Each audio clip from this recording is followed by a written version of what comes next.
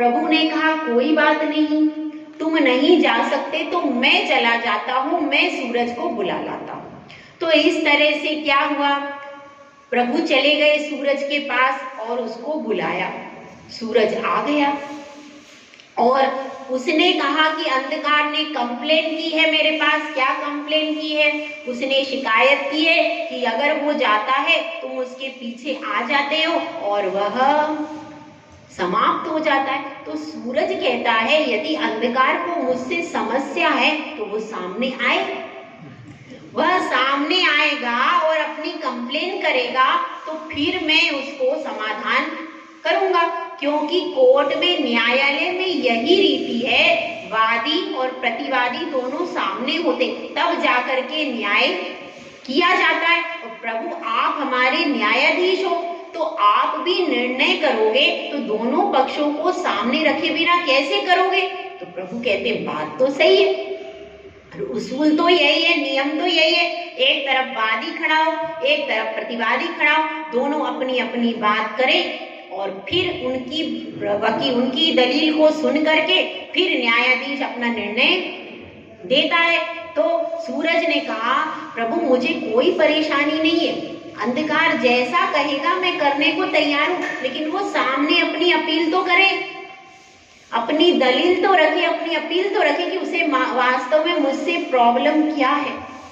तो क्या कहते हैं, कभी अंधेरा सामने नहीं आया, वह कभी सामने नहीं आया, सूरज ही रहा और सूरज ही ने अपने ज्ञान से आलोक कर दिया। क्योंकि जब अंधेरा आता, अंधेरा सूरज के सामना नहीं कर सकता, अंधेरा कभी भी सूरज का सामना नहीं कर सकता।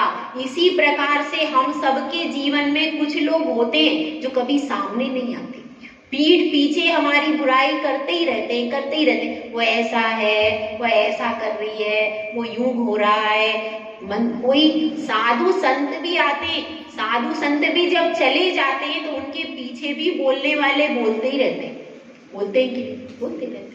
भले ही साधु संत अपना अच्छा कार्य करके गए, उपदेश दे के गए, सब समाज का भी अच्छा करके गए, लेकिन फिर भी कुछ लोग पीछे से बोलते रहते, सामने नहीं आते। वो कभी फ्रंट में नहीं आते, लेकिन पीछे से उनकी आवाजें हमारे कानों तक दूसरों के द्वारा पहुंचती।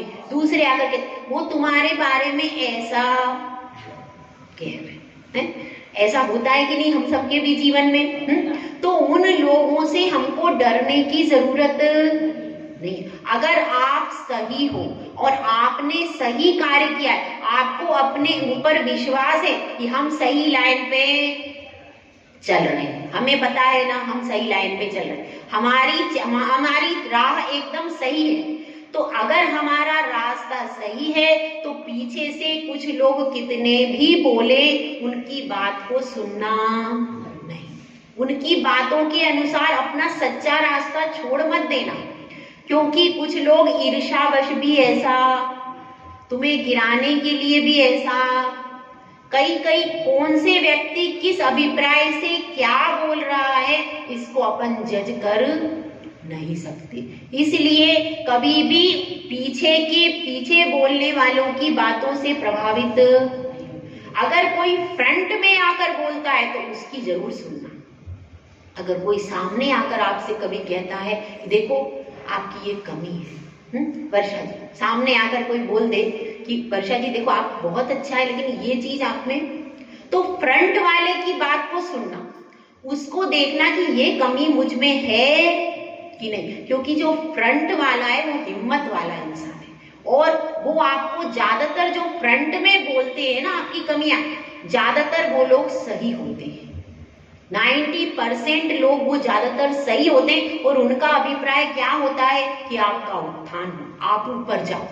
इस उत्थान के पर्पस से फ्रंट वाले व्यक्ति आपको बोलेंगे, लेकिन पीछे वालों के लिए कोई जरूरी नहीं कि वो आपका उत्थान चाहते हो। तो यहाँ पर अपनी बात चल रही है सूरज की और आज अपन धीरे धीरे सूरज की ओर आ गए। अपना काव्य कौन सा है? 8 नंबर का। 8 नंबर का काव्य है और उसमें सूरज के बारे में बताया गया है। कैसे बताया गया है?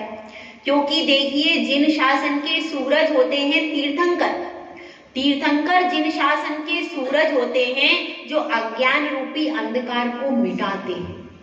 तो आज उसी सूरज के बारे में बताया गया है। महावीर भगवान की विशेषता है, क्या विशेषता है कि उन्होंने अंधकार को दूर करने में, अज्ञान रूपी तिमिर को दूर करने में बहुत जल्दी कार्य किया, ज्यादा देर नहीं लगाई। बहुत कम समय में उन्होंने अज्ञान रूपी तिमिर को हटा दिया। अपनी पर्याय की अपेक्षा से उनकी पर्याय का समय अल्प था, लेकिन फिर भी उन्होंने अज्ञान रूपी तिमिर को हटा दिया और सूरज रूपी केवल ज्ञान को प्रकट कर दिया। तो अपन उनकी स्तुति करते हैं। देखिए काव्य महामोहातंक प्रशमन पराकस्मिक विशक निरापेक्षो बंधुर विदित महिमा मंगलकरा शरण्याः साधूनां भवभयभृतामुत्तम गुणों महावीर स्वामी नयन पथगामी भवतु नः। इसमें बताया गया है महामोहातंक प्रशमन पराकस्मिक विशक। महामोहातंक, इस जीवन में जितनी भी लीला हमें दिखाई दे रही है उसका कारण क्या है? मोह। मोह के बारे में आचार्यों ने खूब लिखा है, खुलकर लिखा है। हर शास्त्र में आपको मोह शब्द मिल जाएगा। मिलता है कि नहीं? मिलता है। चाहे आप करणानियोग उठा लो, चाहे प्रथमानियोग, चाहे द्रव्यानियोग, चरणानियोग, कुछ भी अनुयोग का शास्त्र उठाओ, उसके अंदर मोह शब्द जरूर आएगा। उसके बिना कोई शास्त्र कंप्लीट नहीं होगा। होता है क्या? नहीं। तो यह मोह शब्द क्यों इतना महान बताया गया है? क्यों इसके बारे में बार बार व्याख्यान किया गया? क्यों किया गया है? अपन देखते हैं, यदि हम प्रथमानियोग पढ़े तो जब उसमें वैराग्य का प्रकरण आता है तो इस तरीके की बातें आती हैं कि तीर्थंकर प्रभु ने मोह की बेड़ियों को तोड़ दिया, घर बार को तज दिया और सबको तज करके बैरागी बनकर सतपथ पर चलने लगे। ऐसा कहाँ आता है? प्रथमानियोग आदि। और चरणानियोग में क्या आता है? चरणानियोग में यही उपदेश दिया गया है, मोह तिमिरापहरणे दर्शन लाभा दवाप्त संज्ञाना। मोह रूपी तिमिर को हरने के लिए क्या करते हैं? लोग चारित्र को धारण करते हैं। तो उसमें भी इसी प्रकार का प्रकरण आता है। और अगर अपन द्रव्यानियोग के अनुयोग में चले तो वहां पर क्या आता है? मोह खोह विहीनो परिणामो अपणु समो चारितम खलु धम्मो धम्मो जोसो समोदि निर्दिष्टो मोह खोह विहीनो परिणामो अपणु समो। किसमें आता है? ये प्रवचन सार की गाथा है कि चारित्र धर्म है। और धर्म क्या है? जो शम भाव है वह क्या है? धर्म है। और मोह खोह विहीनो, जो शम भाव किसका है? मोह और शोभ से रहित जो परिणाम आत्मा का है उसको क्या कहा गया है? शम भाव। तो इसमें भी मोह की बात कही गई। चारों अनुयोगों के सारे शास्त्रों में मोह को कभी छोड़ा नहीं गया, उसकी बात सब जगह मिलती है। और द्रव्यानियोग हो, प्रथमानियोग हो, चरणानियोग हो, और कौन सा? करणानियोग। करणानियोग में आप कर्मकांड देख लीजिए। मोहनीय कर्म सब कर्मों का राजा है, सब प्रधान है। और उसकी दो प्रकृतियों का ही वर्णन मिलेगा, बहुत सारा। दर्शन मोहनी और चारित्र मोहनी, पूरा वर्णन कर्मकांड में इन्हीं प्रकृतियों का आता है। और कषाय तो प्रबल रहती है। कषाय के उदय से जीव के परिणाम ऊपर भी आते हैं और नीचे भी जाते हैं। तो कषाय की प्रधानता होती है। तो कषाय किसका भेद है? चारित्र मोहनी का। तो इसलिए सब जगह इसका वर्णन है, इसकी क्या विशेषता है। मोह ऐसी चीज है, अपन 12 भावनाओं में जाओ तो उसमें भी आ जाता है। 12 भावना में क्या आता है? मोह नींद के जोर, जगवासी घूमे सदा, कर्म चोर चहुओर, सर्वस लूटे सुधी नहीं। ये किसकी बात चल रही है? नहीं, वो नहीं करूंगी। अपने को तो है नहीं, अपने पास तो है कि नहीं है। तो मोह नींद के जोर, अपन सबकी की कौन सी नींद में सो रहे? मोह नींद ऐसी है कि जागते हुए भी पता नहीं चलता कि अपन जाग रहे हैं, लग रहा है कि अपन जाग रहे हैं, मगर अंदर से मोह लगा हुआ है। तो मोह नींद के जोर, जगवासी घूमे सदा, यह संसारी जीव प्रति समय परिभ्रमण कर रहा है। किसके कारण? मोह नींद में घूम रहा है और उसको लग रहा है मैं जागृत हूँ, मैं सोया थोड़ी हूँ। लेकिन आप तो सोए हुए हो मोह नींद में। और कर्मों के चोर आकर के क्या कर रहे हैं? तुम्हारे राग द्वेष के चोर घुस गए घर में। देख के आओ विमला जी, घर में कहाँ पर? नवकार नगर में घुस गए। नवकार नगर में वहां पे घुस गए आपके घर के अंदर कर्म रूपी चोर। घुसे वहां की नहीं? देख के आओ जाके, घुस गए कि नहीं? यहाँ पे आत्मा में सारे अभी तुरंत घुसते जा रहे हो। तो कर्म चोर चोर चारों तरफ से। आपका घर में एक दरवाजा होता है, उसको तोड़कर एक तरफ से ही चोर घुसता है, लेकिन यहाँ तो चारों तरफ से घुस रहे। प्रति समय 7 कर्मों का बंद हो रहा है। ज्ञानावर्णीय, दर्शनावर्णीय, वेदनीय, मोहनीय, गोत्र, नाम, अंतराय। आयु का नहीं होता है, आयु तो 8 अपकर्ष काल में बढ़ती है ना। तो इसलिए 7 कर्म प्रति समय आ रहे। अब आपके पास क्या ऑप्शन है? आपके पास ये ऑप्शन है कि आप चाहो तो शुभ बांध लो, चाहे अशुभ बांध लो। अब आप यहाँ पर सब लोग बैठे हो, तो यहाँ पर बंधेगा तो कौन सा बंधेगा? शुभ बंधेगा। और आप घर में जाओगे, पिक्चर में जाओगे, होटल में जाओगे, इधर उधर जाओगे तो कौन सा बंधेगा? आपके पास सिर्फ इतना ऑप्शन है कि आप चाहो तो उसको शुभ में बांधो और चाहो अशुभ में बांधो। बस 2 ऑप्शन संसारी जीवों के पास में। और अशुभ में बांध लोगे तो नरक गति दुर्गति में चले जाओगे, और अगर शुभ ज्यादा होगा तो कहाँ जाओगे? देव गति और मनुष्य गति आदि प्रशस्त गतियों में जाओगे। तो यहाँ पर बात यही चल रही है कि महावीर तीर्थंकर ने किस प्रकार से मोह को शमन किया। उन्होंने मोह रूपी आतंक को शांत करने के लिए वो अपने वैद्य बने। पराया ने उत्कृष्ट वैद्य गए, स्वयं ही अपने वैद्य, स्वयं ही अपना इलाज कर लिया। अपना स्वयं इलाज करते हो। लेकिन जब मोहनीय का क्षय करना है तो स्वयं ही अपना, इसमें बाहर का वैद्य नहीं चलेगा। बाहर का वैद्य तो सिर्फ इस काया का उपचार कर सकता है, ज्यादा से ज्यादा मानसिक उपचार कर देगा। लेकिन आत्मा में मोह रूपी रोग लग गया है। मोह रूपी रोग आत्मा में लगा है, लगाए कि नहीं? आत्मा में मोह रूपी रोग लगा है। यहाँ पर आतंक का अर्थ है रोग। महामोह रूपी महान रोग लग गया। कोरोना लगा था तो फिर क्या हुआ था?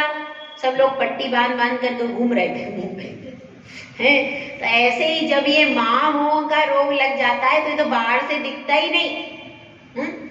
ये तो बाहर से दिखता ही नहीं, ये तो अंतरंग में आत्मा में मोह की बेड़ी पड़ी है। तो जब मोह की बेड़ी पड़ती है तो क्या हो जाता है? रोग लग जाता है। अंदर अंदर आपकी रोग है मोह का। तो उसको दूर करने के लिए आप पराकस्मिक भिषक, और उसको दूर करने के लिए वैद्य रहे। कौन? भिषक का अर्थ होता है वैद्य। भिषक का अर्थ क्या है? वैद्य। जैसे कि वैद्य किसी रोग का उपचार कर देता है तो रोग दूर हो जाता है। तो भगवान ने अपनी भी शल्य चिकित्सा की और दूसरों की भी की, दोनों की। वैद्य जो होता है वो तो अपना उपचार नहीं कर पाता, पर अपना सकता है क्या? कर पाता। अगर वो शल्य चिकित्सा करनी हो तो दूसरे दूसरे डॉक्टर के पास। थोड़ी बहुत गोली दवाई का उपचार खुद का खुद भी कर सकता है, लेकिन अगर उसको ऑपरेशन करना हो तो अपना खुद कर लेगा? अपना नहीं कर सकता, उसके लिए उसको दूसरे के पास जाना पड़ेगा। लेकिन भगवान ऐसे वैद्य रहे, पहले उन्होंने अपने मोह को बाहर निकाला, पहले अपना मोह नष्ट किया, और जब उनका मोह नष्ट हो गया, अज्ञान तिमिर हट गया, तो केवल ज्ञान की जगह दूसरों का भी मोह तिमिर नाश उन्होंने बदल दिया। तो दूसरों ने किया दिव्य ध्वनि खिली, इसमें जो हमारा हो रहा है उनकी नहीं होती तो क्या तो ये उनका उपकार है, उन्होंने अपना भी उपकार किया और हमारा भी उपचार अभी कर रहे। अभी भगवान को चले 25 से 51 वर्ष निर्वाण में, तो तब उन्होंने किया, लेकिन अब उनकी अपना उपकार कर रही है कि नहीं कर रही है? अभी भी इसको पढ़कर, जिनवाणी पढ़कर कितने साधु बन रहे हैं, आचार्य बन रहे हैं, माताजी इसको पढ़ के ही तो बन रही है। और अपने पास क्या है? अपने पास मूल आधार क्या है? जिनवाणी। तो अभी भी वो भगवान की वाणी अभी भी हमारा निरंतर उपचार कर रही। पर आप वैद्य के पास में जाओगे, है वैद्य के पास में जाओगे और दवाई के लिए उसने कहा है कैसे दवाई खानी है, हिला हिला के खा लेना। हाँ भाई, ये ले जाओ डिब्बी, हिला हिला के खा लेना। अब क्या किया आपने? अब अपने का अपने को डिब्बी क्यों हिलानी, अपन खुद ही ले, तो क्या होगा? से फर्क नहीं पड़ेगा। इसलिए इसी प्रकार से वो दवाई बता रहे, उपचार बता रहे, लेकिन आप सही तरीके से वो उपचार करोगे तब आपका मोह रूपी रोग दूर होगा। और यदि आपने उस विधि से, जैसी विधि आगम में बताई है उस विधि से यदि उपचार नहीं किया तो रोग दूर होगा? नहीं होगा। किस किस प्रकार से विधि बताई है देखिए, अपन थोड़ा सा समझते हैं। प्रथमा नियोग की अपेक्षा से विधि क्या बताई गई है? प्रथमा नियोग की अपेक्षा से 63 शलाका पुरुषों का चरित्र, उनकी कथा को सुन करके अपने मन में धैर्य धारण करो कि यह रास्ता कैसा है, एकदम सही है, क्योंकि इससे 24 तीर्थंकर मोक्ष में गए तो मुझे भी इसी से मोक्ष मिलेगा। तो उस मोक्ष मार्ग पर पक्का श्रद्धान कैसे होता है? प्रथमा नियोग को पढ़ने से। प्रथमा 24 तीर्थंकरों के अपन पूर्व जन्म के 10 धर्म का वृतांत सुनते तो अपने मन में क्या आता है? जब वो जा सकते मोक्ष तो मैं क्यों नहीं? मैं भी इसी तरह से जा सकता हूँ। जब वो पूर्वा भीड़ की पर्याय से महावीर बन सकते तो मैं भी तो बन सकता। लगता है कि नहीं अंदर से ऐसा? और अगर अपने पास 24 तीर्थंकर का पुराण नहीं तो अपन सोचते क्या? तो अपने पास सामने आदि नहीं होता, कैसे बढ़ते? उनका जीवन क्रम से आगे कैसे बढ़ सकते हैं, इसको बताता क्या है? प्रथमानी। और तो इस तरह से मोह की एड़ियों को कैसे हटाया उनके जीवन चरित्र को क्रम से बता दिया किसने? प्रथमानी। उसके बाद चरणानियोग में कैसे बता दिया उन्होंने? चरणानियोग में वैद्य के हिसाब से हुए वो कि चरणानियोग में चलते चलते आप अपने जीवन में क्या करना पड़ेगा? सबसे पहले आपको अपने परिणामों को शांत करना पड़ेगा। यदि आपके पास सम्यक दर्शन है तो क्या करो? सप्त व्यसन का त्याग करो। ये चरणानियोग है। सप्त व्यसन का त्याग करो और अष्टमूल गुण धारण करो। उसके बाद क्रम से आगे बढ़ते रहो। उसके बाद प्रतिमा आदि लेकर के फिर धीरे धीरे फिर महाव्रत लेकर के साधना करो, क्योंकि इसी रास्ते पर यही सब चल करके गए हैं। तो आप भी रास्ता दूसरा नहीं कर सकते। रास्ता कौन सा करना पड़ेगा? जिस रास्ते पर चलकर तीर्थंकर मोक्ष गए हैं वही रास्ता अपने को चुनना है। नया रास्ता नहीं बनाना है। नया बनाना है क्या? नया बनाएंगे तो अपन फेल हो जाएंगे, क्योंकि जो बड़े बुजुर्गों ने जो रास्ता बता दिया है उस पर चलने से ही कल्याण होता है। और अगर अपन अपना नया रास्ता बनाने, नहीं हम तो मोक्ष रास्ता अलग बनाएंगे, तो अपना कल्याण हो जाएगा।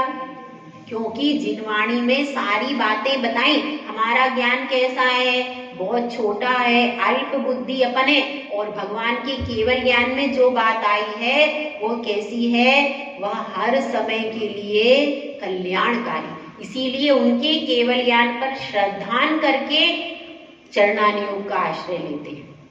उसके बाद कौन सा है, कर्णानुयोग।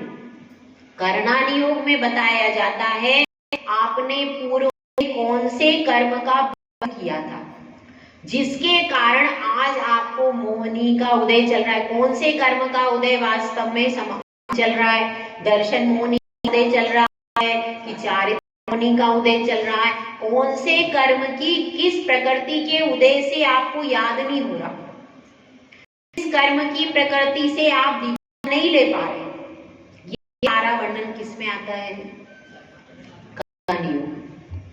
तो ये सारा अपने परिणामों को अपन जान सकते इसके माध्यम से, कर्णानुयोग के माध्यम से। फिर लास्ट में आता है कौन सा, द्रव्यानुयोग। लास्ट में सब कुछ सारभूत अगर कोई चीज है तो वो कौन सी है, सब कुछ पढ़ने के बाद लास्ट में क्यों रखा है, इसलिए रखा कि इसमें पूरा सार है। जीव जुदा पुद्गल जुदा, यही तत्व का सार, और यहाँ कुछ जो कहा इसी का विस्तार। द्रव्यानुयोग तो पूरा मलाई घी हाथ में दे रहा है आपको, ये घी निकल के आ गया, अब आप उसके आगे क्या करोगे। द्रव्यानुयोग में पूरा घी आगे दे देते हैं आप, सारे सबका सार किसमें है, अंत में द्रव्यानुयोग में लिख दिया कि भाई आत्मा अलग है और पुद्गल अलग है।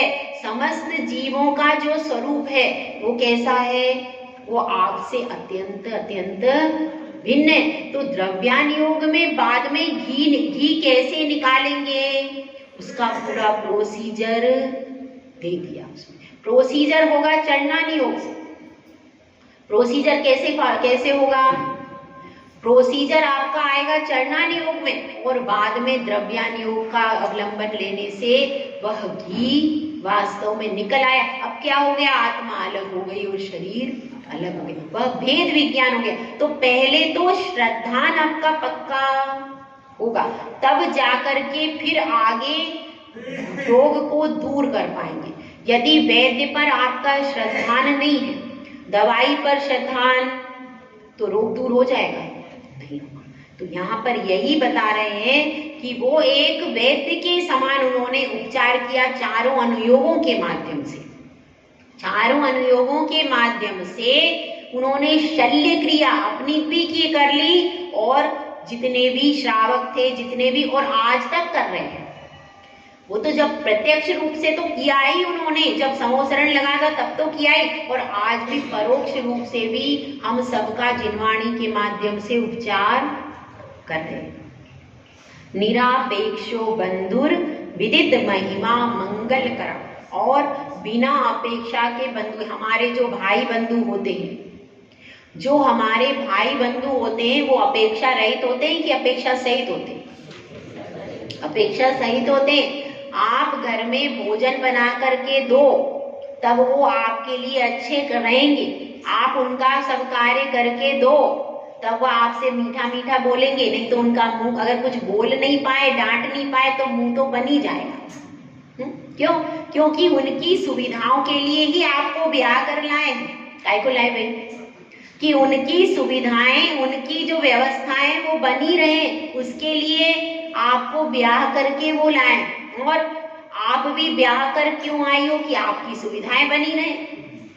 आप चाह रहे हो कि मेरा ड्रेस आता रहे, मेरा सब श्रृंगार होता रहे, मेरे लिए होटल, पिक्चर, जो भी जिसकी हो एडवांटेज, वो सब मेरा घूमना फिरना बना रहे। तो आप भी अपनी सारी सुविधाओं के लिए ब्याह कर आए, वो भी अपनी सुविधाओं के लिए ब्याह कर आए। तो ब्याह कर लाए, तो आप अपनी सुविधाओं को उनसे पूरा कराना चाहती हो, वे अपनी सुविधाओं को, दोनों एक दूसरे से अपेक्षा से बंधे हैं कि नहीं? बंधे, अपेक्षा के कारण। लेकिन जिनेंद्र भगवान का महावीर भगवान ने जब अपना समोसरण में उपदेश दिया तो उनकी ये अपेक्षा नहीं थी ये मेरा शिष्य हो जाएगा, ये मेरा प्रचार प्रसार करेगा, ऐसी भावना थी क्या?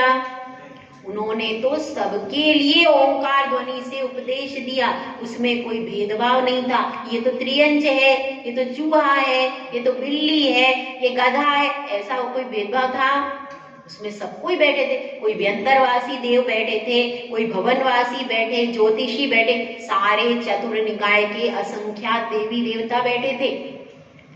शेर भी बैठा, गाय भी बैठी, सारे तरह तरह के, नेवला भी बैठा है, सारे त्रियंच उसमें बैठे थे। तो उसमें भगवान को भेदभाव हुआ था क्या? नहीं, सबके लिए समान रूप से। इसी तरह से उनकी किसी भी त्रियंच से, किसी भी मनुष्य से, किसी भी देव से कोई अपेक्षा कि मेरा कुछ करेगा, ऐसी कोई अपेक्षा। उन्होंने तो सबका कल्याण हो, सब लोग मोक्ष में जाएं, इस भावना से उनकी दिव्य ध्वनि खिरी थी। तो इसलिए उनकी कोई अपेक्षा नहीं थी। तो वो निरापेक्ष के बंधु, अपेक्षा सहित बंधु तो आपको संसार में हर जगह मिल जाएंगे मित्र। आप इनका काम कर दो और आपकी प्रशंसा कर दें, ऐसे मित्र कहाँ मिलेंगे? बहुत मिल जाएंगे। लेकिन जो बिना काम के, बिना पर्पज के और बिना स्वार्थ के यदि आपका काम करते हैं, ऐसे मित्र बहुत विरले होते हैं क्या? बहुत मुश्किल से मिलते हैं। तो इसी प्रकार से उनका कोई स्वार्थ नहीं था इस उपदेश में। अब वो तो मोक्ष में चले गए, अपन उनकी जिनवाणी से आज तक कल्याण कर रहे कि नहीं? कर ही रहे। तो उनका कोई स्वार्थ नहीं था, ना नाम का, ना ख्याति का कोई। वो तो सिर्फ स्वाभाविक रूप से जो उन्होंने तीर्थंकर प्रकृति का बंध किया, उस तीर्थंकर प्रकृति के प्रभाव से उनको जब तीर्थंकर प्रकृति का उदय आता है 13वें गुण स्थान में, और उनकी जब दिव्य ध्वनि खिरी, तब उस दिव्य ध्वनि से सबने लाभ ले लिया। लेकिन कोई मेरे से शिष्य बने, कोई मेरा गुणगान करे, ऐसी उनकी कोई अपेक्षा नहीं थी। ऐसी निरापेक्ष रहित कौन थे? महावीर भगवान। निरापेक्ष बंधुर विदित महिमा मंगल करा, और उनकी महिमा को अपन कह नहीं सकते। उनकी महिमा कैसी है? सब जगह उनकी महिमा प्रकट हो गई, लेकिन अपन उसकी महिमा को गाने का प्रयास करें तो कर सकते हैं?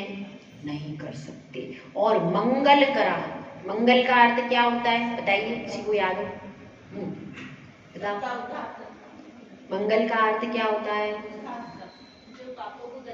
जो पापों को गलाए उसको मंगल कहते हैं। मम का अर्थ होता है पुण्य, जो पुण्य को लाए उसको मंगल कहते हैं। तो यहाँ पर मंगलकारी रहे कौन? महावीर भगवान। मंगलकारी रहे, मंगलकारी इसलिए रहे कि उनके निमित्त से हमारे पाप गलते हैं, उनके दर्शन करने से ही पाप गल जाते हैं और पुण्य शुरू हो जाता है। केवल मात्र आप गए और आपने नमो किया, आपके मंगलकारी हुआ कि नहीं? दर्शन मात्र करने से अपना मंगल कार्य प्रारंभ हो गया। तो इसलिए वे हमारे लिए मंगल कर हैं। और शरण्य साधुओं के लिए शरण। साधुओं में दो प्रकार के आ सकते हैं, एक तो साधु जो रत्नत्रयधारी है, और दूसरा सज्जन पुरुष। सज्जन पुरुषों के लिए वो शरणभूत है। सज्जन पुरुषों के लिए कैसे हो जाते हैं? शरणभूत है। और भय काम उत्तम गुणों, संसार रूपी भय को दूर करने के लिए। संसार का बहुत भय रहता है। प्राणी सोचते हैं मैं दुर्गति में चला जाऊंगा तो मेरा क्या होगा। तो ऐसा संसार रूपी जो भय है उसको दूर करने में कैसे हैं? उत्तम गुण वाले हैं। तो संसार रूपी भय को दूर करने के लिए कैसे हैं? उत्तम गुणवान है। और उत्तम गुणवान ही संसार भय को दूर करने में समर्थ होता है। तो इन सब गुणों के धारी कौन है? महावीर भगवान। उनकी अपन स्तुति कर रहे हैं। तो ऐसे महावीर भगवान जो हैं वह मेरे नैनों के पथ के गामी रहे। जय बोला जय सुंदर सागर महाराज की।